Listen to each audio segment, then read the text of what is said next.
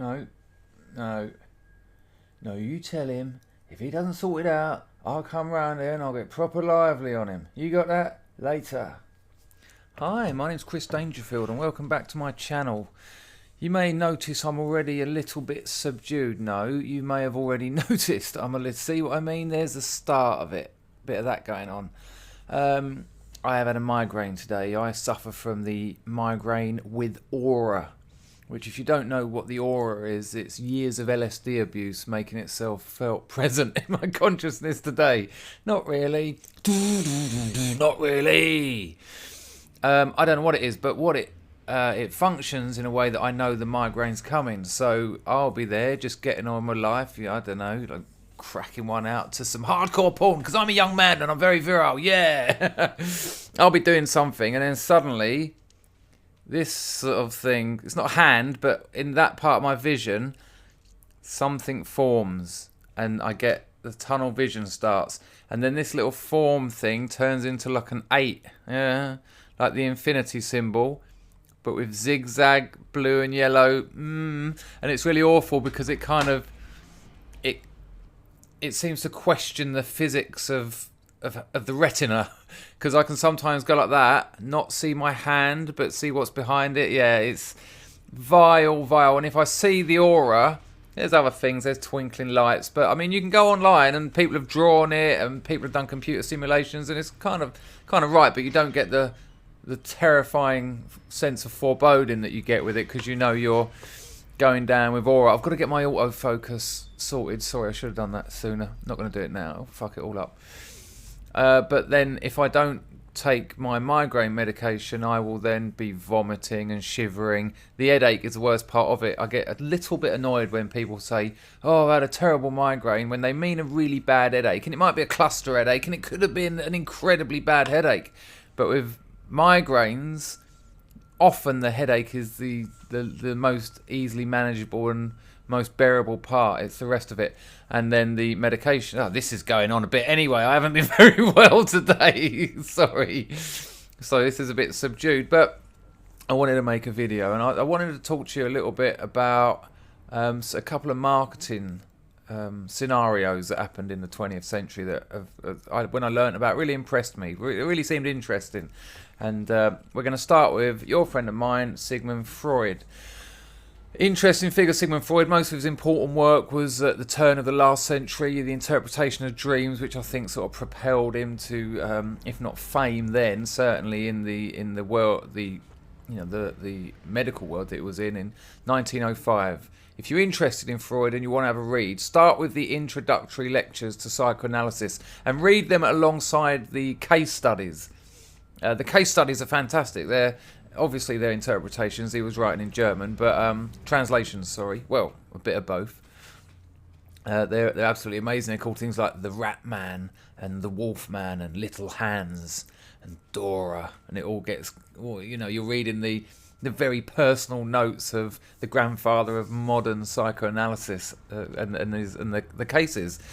The Rat Man's incredible. I think it's the Rat Man. He's an obsessive. He's got what I think we'd probably call OCD today, or some kind. Freud calls it an obsessive neurosis. And when he's trying to pray at night, I mean, you've got to put this in context of when it was all being written. When he tried to pray at night, as he was praying, a voice in his head was putting words into the prayer so that things would mean the opposite. So if the line was something like, "Dear God, please protect my mother," it would go in his head. I'd hear, "Please, please." Look at that Freudian slip. "Please, Ken Dodd, the great British comedian." No, it'd go, "Please God, don't protect my mother." And that, I laugh, but it must be fucking terrifying. I've only ever heard voices in my head once when I wasn't on a lot of drugs, and I remember it just went, "Chris." Really weird. I was like, yeah. Nothing before. I mean, on cocktails of hallucinogenic narcotics, Jesus, I've heard Jesus' voice in my head, but to be sitting there in by the river in Dartford at 23 years old, and to hear Chris.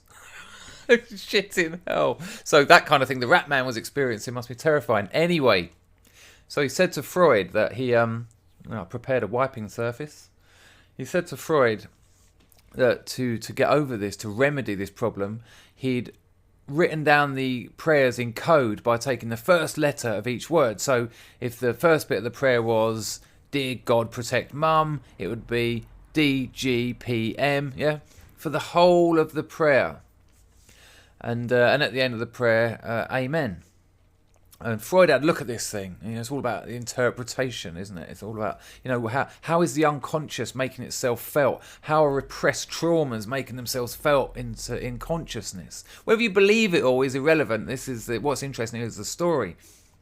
And Freud looked at this, and the last part of the prayer, the letters spelt his mother's name, the rat man's mother's name. And then the last one was an S, which wasn't part of her name, but after that was Amen. S, Amen, Semen is the German for semen. So at the end of the prayer, he'd managed to contact his mother's name with semen. So the obsessional neurosis, which was making voices go, "Don't protect your mother," had also managed to put his mother in contact with sperm. Interesting. I think Freud told him that, and that's what an obsessional neurotic needs. You've been spunking all over your mother. Go back to swearing. Another one of the rat man's good ones was after he'd been, "Excuse me, just keep wiping my lips. I've just eaten a scone." And scones don't make you wipe your lips, but the gallons of tea I had to manage to get it back certainly do, and it's still here. It's piss yellow. Another one of the rat mans was after a few sessions with Freud, he started to get the hang of what was going on and to try and address it. And he was walking home one night, and like I say, this is turn of the last century, not the 21st century, the one before that. And he was walking home once, and there was a large rock in the road, not like a huge boulder, but just like one big enough basically to affect the wheels of a horse and cart that the rat man assumed might be coming down there at some point. Not too strange to assume that. So I thought, I'll move that rock out of the road so that a horse and cart doesn't hit it and damage its wheels and probably cause someone some damage. As he got a bit further down the road, he remembers he's telling Freud this story. He thought, hang on a minute, that's a bit obsessive, isn't it? What am I going to do? Protect the whole world from all potential problems? So he said to Freud, so that I know I'm not going mad, I went back and put it back in the road. Which is the actual manifestation of obsessional neurosis. Anyway, so I'll tell you why I want to talk about Freud, why I've explained a bit about Freud, because Freud's theories, they certainly affected the 20th century in many ways, in the arts, obviously, in the social sciences in many ways, but also clearly and almost, not unarguably, but I think perhaps in its most sort of ferocious way, in marketing, advertising, etc. This is Ernest Dichter. He was a researcher and marketer, and he was the first person to use focus groups. I think he named them focus groups, and he was all about depth probing. This was the first man, one of the first, or certainly part of that early school of thought, who was looking into statistics and research and crunching numbers and actually interviewing people about their desires and all that. You hear stuff like, sex sells, and sex doesn't sell, sex attracts. Look at the difference between my subscribers and my Patreon. Not really, yes really. But it's a little bit more important than that, It was finding out about people's desires and their needs and how you could reflect them in advertising to convert someone looking at something, to being attracted to something, to actually making a purchase. He's possibly most well known for his work in the convertible car market. There's a very famous, I don't know what you'd call it, understanding in selling cars about the convertible being the mistress and the sedan being the wife you eventually marry. I think I did not do that justice there. And Ernest Dichter done some amazing stuff about that and, marketed the convertible. It was like, a convertible is being married and having a wife. Being married and having a mistress as well, because, of course, in the advert, he portrayed that. In the adverts that Dichter Ernest Dichter explained to them, after explaining all the information to them, he said to them, sell the car as both parts. Sell it as the family man with his kids in the back, driving along, having a lovely time, wife in there, all safe and cosy. Then show it with the top down, the wind in his hair. Yeah, I'm going to drive to the beach and get myself some pussy. Yeah, and that's exactly what the advert was, actually. At the bottom it said, the new convertible, get yourself some pussy. But the ones I want to tell you, what all that preamble was about, that almost 10 minutes of gibber. He was working for Colgate. I think it was Colgate. It was a very big toothpaste company. And he suggested to them that he could almost certainly increase sales by around 10%. And they were like, all right, go for it. So he'd done all his research. This is where the depth probing comes in. This is where studying consumer activity comes in. I mean, before that, people would be just like, yeah, show the toothpaste, show it making the teeth clean, show people happy. Yeah, all right. But then when other companies start selling theirs, what makes your brand stand out when everyone's advertising toothpaste in the same way? So he'd done the studying. He involved Freudian ideas of desire and need and requirement, watch people's behaviours. And through all of that, he worked out, and I would like you to think about this in terms of your own behaviour and ask friends and that. When you put your toothpaste on the brush, what makes you decide how much toothpaste to use? What decision processes do you go through? Have a little think about that. Yeah. It's a weird one, isn't it? Because I hope that you do that at least twice a day. But what makes you decide how much? Well, it's weird because what Ernest Dichter worked out is what his studies led him to believe. People go by the length of it on their brush. Some people want the length of their brush covered in toothpaste. Some people will have about a third of their brush. Other people about half, etc., etc. The actual quantity is irrelevant to an extent, but it's to do with the length on their brush. So what this clever bastard did to Colgate, he said to them, rather than changing the advertising as such, he said, open the aperture of the tube of toothpaste by 10%. Yeah. Yeah, you thought, yeah, see, the clever ones are already with it. Because people go for the length on their brush rather than the actual amount, by opening the toothpaste tube by 10%, people are going to use, on average, 10% more toothpaste. Therefore, sales go up by 10%. I think that's amazing. That's fucking brilliant. It's brilliant. So there's that one. And the other one he worked on was Jell-O. I mean, I worked out from YouTube that 2/3 of my viewers are American, so you'll know what Jell-O is. To the English, that's jelly. And to Americans call jam jelly. Oh, we're two nations separated by the same language. Oh, you go over the pond and it's all Cockney. Jell-O. He was working for Jell-O. English people, jelly. The stuff you get is gelatin. You get it in cubes, chuck it in a bowl, put some boiling water on it, and it turns solid. And you have it at parties when you're a kid with a bit of ice cream.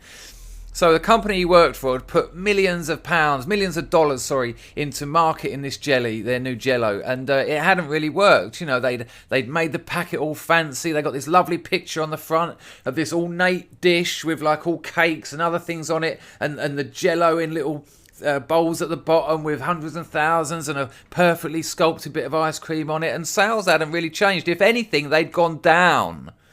So they got Ernest Dichter in, and he'd done it again. He looked at it. He'd done the depth probe, and he got the focus groups out. He involved himself in the requirements, desires, and relationships between subject and object of the consumer and the commodity, etc., etc. What he realised was this. And then it was predominantly housewife, was going down the aisle with a shopping trolley.